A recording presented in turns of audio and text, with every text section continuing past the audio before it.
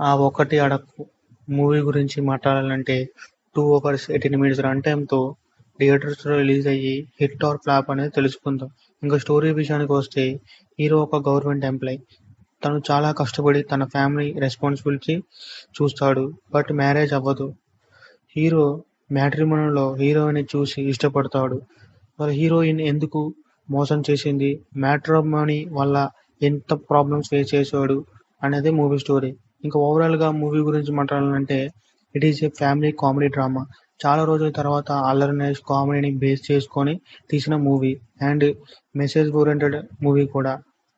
Heroine చాలా బాగా act చేసింది. తనతో పాటు వైవా హర్ష బాగా యాక్ట్ చేశాడు. క్లైమాక్స్‌లో వచ్చే కోర్ట్ సీన్స్ చాలా బాగా ఎగ్జిక్యూట్ చేశాడు డైరెక్టర్.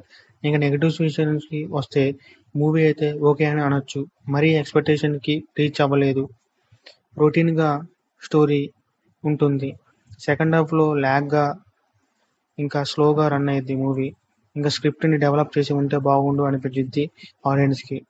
ఇంకా ఓవరాల్‌గా మూవీ అయితే యావరేజ్ అని అనొచ్చు.